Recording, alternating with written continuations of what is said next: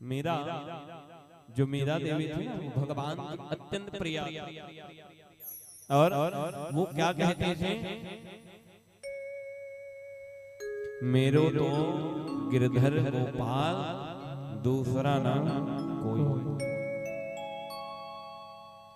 ऐसे बर को क्या बरूं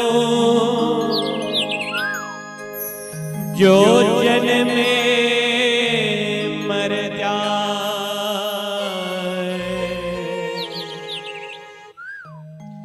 ऐसे बर को मैं बरूं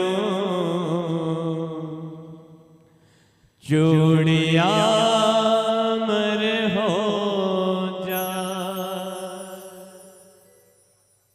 चूड़िया मर हो जा। महाराज ये मीरा कौन थी पता है? पूर्व जन्म में मीरा है माधवी नाम की लाली थी, जिनका जन्म कहाँ हुआ था पता है? बरसाने में। बरसाने में मीरा का जन्म हुआ था, इनका पूर्व जन्म ना। अब क्या होता है, पूर्व काल में क्या छोटी छोटी बालिकाओं का विवाह कर दिया जाता था, बाद में उनको गौना भेजा जाता था। तो बाल्यकाल से ही माधवी जब छोटी थी ना, तो इनका विवाह एक चंदू नाम के जो है चंदू नाम के ग्वाला के साथ कर दिया गया। वो था नंदगांव। और ये माधवी कौन थी? ये मीरा थी और ये थी बरसाने। अब विवाह तो कर दिए थे, समय आया गौना का तो पहले विवाह कर देते थे, अब भेजने का समय हो उसको गौना कहते थे। गौना का समय आया तो मैया इसको सजाने लगी माधवी को।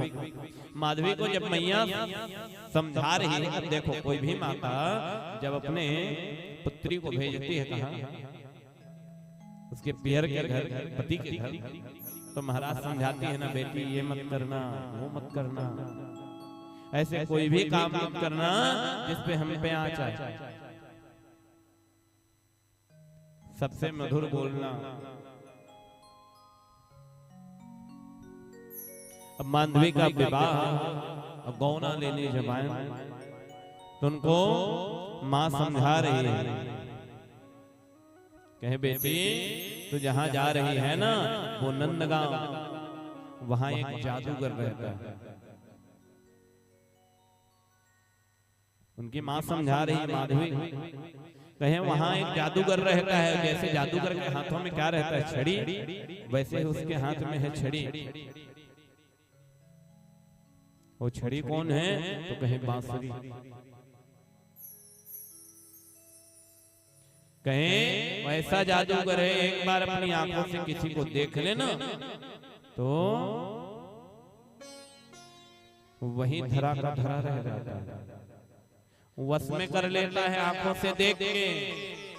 और जो बांसुरी बजाए तो बांसुरी की तान अगर कान में जाए ना तो वो भी वश में हो जाता है।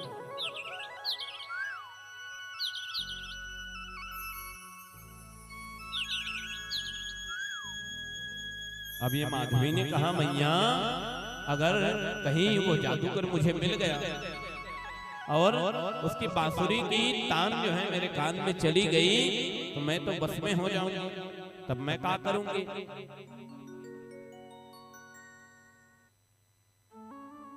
कहे बेटी ये रुई लग।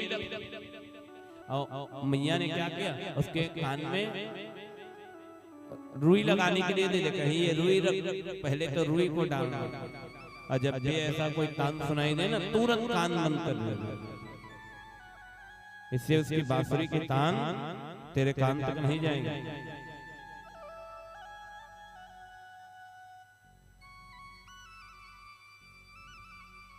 माँ ने कहा बेटी गलती से भी मत सुन लेना उस बांसुरी की तान को, वरना तेरा बसा बसाया घर उजड़ जाएगा। माँ ने क्या शिक्षा दी कि बांसुरी की तान को अगर गलती से तेरे कान में गई और टेढ़ी टांगों वाला कहीं भी खड़ा दिखा तो जिस गली में तू जाती रहे उस गली से मुड़ के आ जाना घर।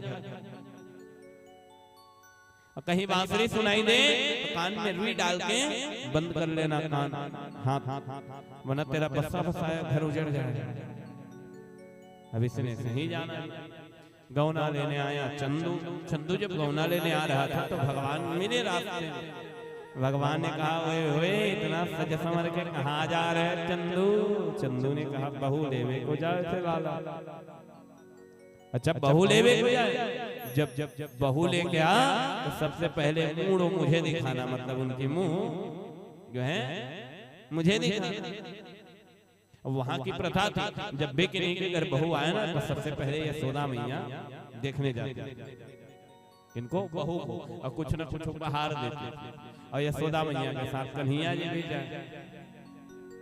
कन्हैया जी जाए तो कन्हैया जी ने चंदू को कहा तो चंदू ने कहा हाँ वो तो यहाँ का नियम ही है, जो भी बहू आए उसे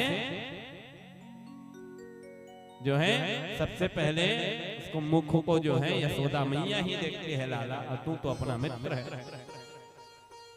ये कह करके चंदू चला अपनी दुल्हन को लेने।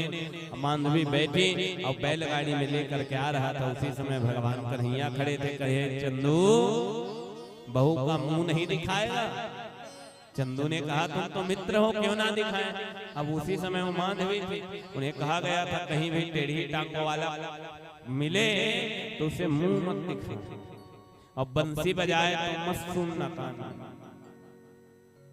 अब ये मांडवी को जब चंदू ने कहा कि मेरा मित्र है कृष्ण, अब नाम याद आ गया। कहे पक्का ये टेढ़ी टांग वाला है, वो जादूगर है बांसुरी वाला। मांडवी ने जो यहाँ तक घूंघट किया था ना तो घूंघट को और खींच लिया। अब चंदू ने कहा दिखा दो इसको, अपना मुंह दिखा दो, मुंह दिखा दो। चंदू के कहने पर मांडवी कहे नहीं, वो तो बोल नहीं सकती थी, सिर हिलाए। कन्हैया जी रुष्ट हो गए। कन्हैया जी ने कहा दिखा दो, मुंह दिखा दो, वो नहीं दिखाए। कहे उनकी माता ने कहा था उसको देखना मत, देखोगे तो वहीं धरे के धरे रह जाओ, जादूगर है। अब बेचारी माता के कहना को मान रही थी और उसने भगवान को मुंह नहीं दिखाया। अब भगवान को मुंह नहीं दिखाया तो भगवान भी गुस्सा हो गए और गुस्सा होकर के भगवान घर चले गए। महाराज जैसे भगवान घर गए, यशोदा मैया ने कहा सुबह हुआ कि लाला चल चंदू की बहू देखने को चलेंगे। तब यशोदा मैया, लाला तो गुस्सा था क्योंकि उन्हें बहू को देखने नहीं दिया गया। अब लाला गुस्सा थे तो कहें खबरदार जो मां को नाम दिया। चंदू की बहू बड़ी ऐंठ दिखा रही थी।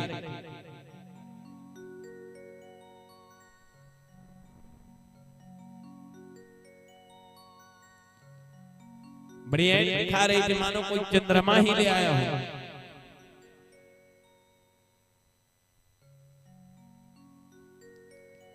कौन सी चंद्रमा की वो खूबसूरती लेके आई है जो मुझे शकल नहीं दिखाई। बैलगाड़ी में खड़ी खड़ी बैलगाड़ी में खड़ी थी तब जो है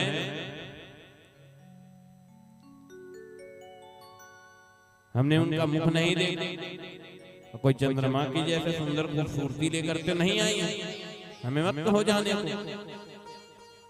कन्हैया ने ऐसे कहा। अब ये जो माधवी थी ना, ये कभी भी घर से निकलती थी तो पहले चेक करती थी इधर उधर देख देख के कन्हैया तो नहीं थी। क्योंकि माँ ने कहा कहीं बंसी बजे कान में रुई डाल के कान बंद कर लो।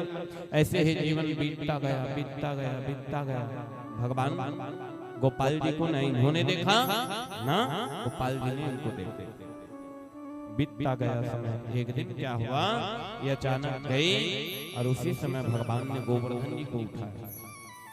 भगवान गोवर्धन जी उठाए थे ना, नीचे से भगवान को देखने लगी। पांव से ऊपर तक अचानक से दिखा ना, तो देख करके मंत्रमुग्ध हो गई। मंत्रमुग्ध हो गई तो अपनी किस्मत को दोष देने लगी कि मेरे नैनों में ऐसे पहले तो पूछी ये कौन है, कहे वही है। सखियों ने कहा कि वही है माधवी जिसे तू क्या छिपती थी बार बार, जिनको तू अपना शकल भी नहीं दिखाती। इन्होंने देखने का प्रयास किया फिर भी अपना शकल ना दिखाए, ये वही है। आज महाराज वो माधवी खड़ी की खड़ी रही, अपने किस्मत को दोष देने लगे, अपने नेत्रों को दोष देने लगे कि मैं बड़ भागन हूं, अभागन हूं, जिसके कारण ऐसे अद्भुत रूप का दर्शन नहीं किया। महाराज हमारे बाके बिहारी तो बड़े सुंदर हैं, जो देख ले सो खो गया और उन्हीं का हो गया। बोलो बाके बिहारी लाल की।